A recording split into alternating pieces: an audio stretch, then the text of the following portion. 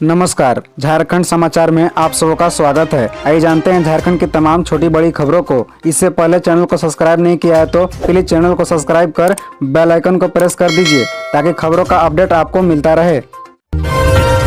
अब स्पीकर ने लौटाया हेमंत सरकार का उत्पाद विधेयक, राज्यपाल भी जता चुके हैं आपत्ति। बता दें कि झारखंड विधानसभा अध्यक्ष रविंद्रनाथ महतो ने झारखंड उत्पाद विधेयक 2022 पर बड़ा फैसला लेते हुए बुधवार को इसे सरकार को लौटा दिया। शीतकालीन सत्र के दौरान सदन में पेश करने के लिए सरकार ने विधानसभा सचिवालय को यह विधेयक भेजा था, लेकिन अध्यक्ष ने इसे पटल पर रखने की अनुमति नहीं दी। विधेयक के विभिन्न प्रावधानों पर आपत्ति के साथ राज्यपाल रमेश बैस ने बीते साल नवम्बर में सरकार को लौटा दिया था। राज्यपाल के उठाए गए बिंदुओं पर सरकार ने अपना दृष्टिकोण तो स्पष्ट किया, पर संशोधन किए बगैर कैबिनेट की स्वीकृति के आधार पर दोबारा विधानसभा सचिवालय को भेज दिया था। स्पीकर ने संवैधानिक प्रावधानों का हवाला देते हुए बुधवार को इसे सरकार को लौटाने का आदेश दिया। मुख्यमंत्री हेमंत सोरेन ने दुमका में फहराया तिरंगा, रोजगार पर कही बड़ी बात। बता दें कि मुख्यमंत्री हेमंत सोरेन ने 74वें गणतंत्र दिवस समारोह में उप राजधानी दुमका में तिरंगा फहराया। मुख्यमंत्री ने राज्यवासियों को गणतंत्र दिवस की शुभकामनाएं देते हुए अपने कार्यकाल की उपलब्धि गिनाई। मुख्यमंत्री ने अपने संबोधन की शुरुआत ब्रिटिश राज के खिलाफ संघर्ष करने वाले झारखंड आंदोलनकारियों का जिक्र किया। मुख्यमंत्री ने कहा कि भगवान बिरसा मुंडा, तिलका माझी, वीर शहीद सिंधु कान्हू चांद भैरव, फूलो झानो पोटो हो, नारो हो, वीर बंधु भगत, जतरा टाना भगत, नीलांबर पीताम्बर शेख भिखारी, पांडे गणपत राय और शहीद विश्वनाथ साधव को भी नमन करता हूं। मुख्यमंत्री ने कहा कि राज्य में 1932 के खतियान के आधार पर अध्ययनता परिभाषित करने तथा सरकारी नौकरियों में ST SC तथा पिछड़ा वर्ग के लिए नौकरियों में आरक्षण का प्रतिशत बढ़ाने संबंधी विधेयक को पारित कराया। लोगों को जन कल्याणकारी योजनाओं का लाभ मिले, उसके लिए विगत वर्ष आपकी योजना आपकी सरकार आपके द्वारा कार्यक्रम का आयोजन किया गया। मुख्यमंत्री ने कहा कि राज्य के प्राइमरी स्कूलों में छात्र छात्राओं का 100% दाखिला और गुणवत्तापूर्ण शिक्षा सुनिश्चित कराना हमारी प्राथमिकता है। CRPF के प्रकाश रंजन मिश्रा को रिकॉर्ड 8वीं बार मिलेगा वीरता पदक, नक्सलियों के खिलाफ जंग में महारत हासिल। बता दें कि CRPF अधिकारी प्रकाश रंजन मिश्रा को 8वीं बार वीरता पदक से सम्मानित किया गया। गणतंत्र दिवस के पूर्व संध्या पर जारी आदेश के अनुसार 49 वर्षीय केंद्रीय सशस्त्र पुलिस बल के वीरता पदक पाने वाले सर्वोच्च व्यक्ति बन गए हैं। प्रकाश मिश्रा रांची के निवासी है और वर्तमान में खूंटी में पोस्टेड है। वह CRPF में सेकंड इन कमांड है और उनके पास नक्सलियों से निपटने की दक्षता है। प्रकाश चंद्र को इससे पहले भी शौर्य चक्र से भी नवाजा जा चुका है। मिश्रा के अलावा सहायक कमांडेंट प्रहलाद सहाय चौधरी, कांस्टेबल राजू कुमार, योगेंद्र कुमार और सुनील कुमार चाची भी सम्मानित हुए। चौधरी का यह चौथा वीरता पदक है। 74वां गणतंत्र दिवस, राज्यपाल रमेश बैस ने मोरहाबादी में किया झंडोत्तोलन, गिनाई सरकार की उपलब्धियां। बता दें कि झारखंड में 74वां गणतंत्र दिवस धूमधाम से मनाया गया। राज्यपाल रमेश बैस ने राजधानी रांची के ऐतिहासिक मोरहाबादी मैदान में झंडोत्तोलन किया और परेड की सलामी ली। राज्यपाल ने झंडोत्तोलन के पश्चात राज्यवासियों को संबोधित किया, जिसमें राज्य के हेमंत सोरेन सरकार की उपलब्धियां गिनाई। आजादी की लड़ाई में स्वतंत्रता सेनानियों को योगदान की चर्चा करते हुए राज्यपाल रमेश बैस ने झारखंड को आंदोलनकारियों को धरती बताया। वहीं मुख्यमंत्री ने उप राजधानी दुमका में झंडोत्तोलन किया।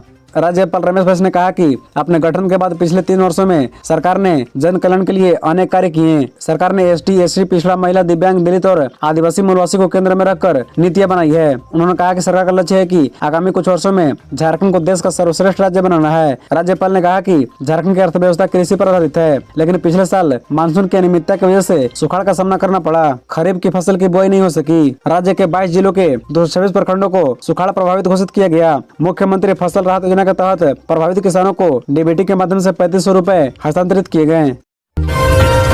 CSP बैंक लूट गिरोह का पर्दाफाश, पलामू पुलिस ने 8 को किया गिरफ्तार। छत्तीसगढ़ उत्तर प्रदेश से जुड़े हैं तार। CSP और बैंक लूटकांड को अंजाम देने वाले गिरोह का पलामू पुलिस ने पर्दाफाश किया है। पलामू पुलिस ने इस मामले में 8 लोगों को गिरफ्तार किया है। इनके पास से हथियार, मोबाइल फोन, मोबाइल के सिम कार्ड, नगद और लैपटॉप बरामद किए हैं। चंदन कुमार सिन्हा ने बुधवार को यह जानकारी दी। पलामू के SP ने बताया कि गिरोह एक के बाद एक लूटकांड को अंजाम दे रहा था। इसने पुलिस को भी नाक में दम कर दिया था। गिरोह का सरगना आनंद दुबे उर्फ अभय का छत्तीसगढ़ और उत्तर प्रदेश से भी कनेक्शन है। दोनों राज्यों के थाने में उसके खिलाफ रंगदारी, लूट, डकैती व आर्म्स एक्ट के मामले दर्ज हैं। वह कई बार जेल भी जा चुका है। SP ने बताया कि आनंद दुबे अब झारखंड में पैर जमाने की कोशिश कर रहा था, इसलिए उसने पलामू के बेस कैंप बनाया। उसने युवाओं और पुराने अपराधियों को मिलाकर एक गिरोह बनाया था। SP ने बताया कि इसी गिरोह ने 22 जुलाई 2022 को पांडवा के द्वारपाल CSP, 22 दिसंबर 2022 को नौ बजे के कंडा CSP, 27 दिसंबर 2022 को उटारी रोड के पांडेपुरा CSP व 30 दिसंबर 2022 को विश्रामपुर के बंधन बैंक में लूट का अंजाम दिया। 48 जवानों की हत्या के जिम्मेदार हाईकोर्ट नक्सली नवीन यादव का आत्मसमर्पण, 15 लाख का था इनाम।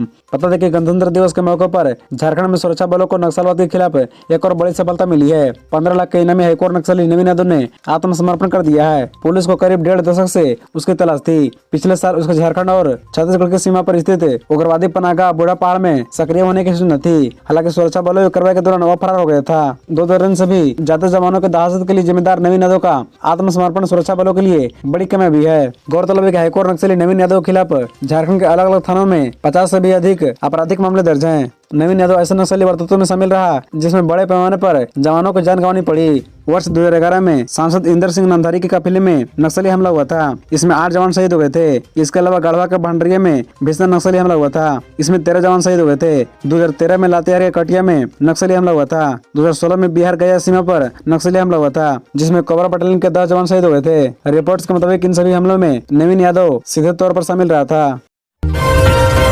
पिछले 4 उपचुनाव में हार मिली, अब रामगढ़ में इन आंकड़ों पर बीजेपी का भरोसा। बता दें कि झारखंड की रामगढ़ विधानसभा सीट पर होने वाले उपचुनाव के लिए 27 फरवरी को वोटिंग होगी। 2 मार्च को परिणाम आएगा।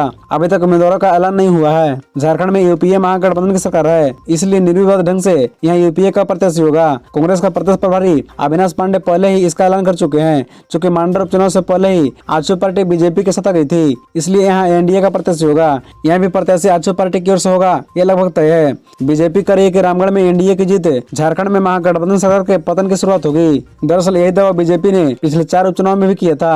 अब सवाल यह है कि रामगढ़ उपचुनाव में बीजेपी की बात पर क्यों भरोसा करना चाहिए। आखिरकार रामगढ़ उपचुनाव के लिए बीजेपी इतना मजबूत दावा कैसे कर रही है। बता दें कि रामगढ़ में एनडीए की जीत के दावे के पीछे कुछ तथ्य और आंकड़े हैं। पिछले 4 चुनाव के विरुद्ध 2019 के विधानसभा चुनाव से पहले रामगढ़ विधानसभा सीट आजसू पार्टी की परंपरागत सीट रही है। आजसू के मौजूदा सांसद चंद्र प्रकाश चौधरी 2005 से 2014 तक लगातार 3 बार यहाँ विधायक चुने गए। 2019 में लोकसभा सांसद चुने जाने के बाद चंद्र प्रकाश ने यह सीट छोड़ दी थी। 2019 के विधानसभा चुनाव में इस सीट पर उनकी पत्नी सुनीता चौधरी चुनाव लड़ी और कांग्रेस की ममता देवी से हार गई। खबरों से जुड़े रहने के लिए चैनल को सब्सक्राइब, वीडियो को लाइक एवं एक दूसरे से शेयर जरूर करें। धन्यवाद।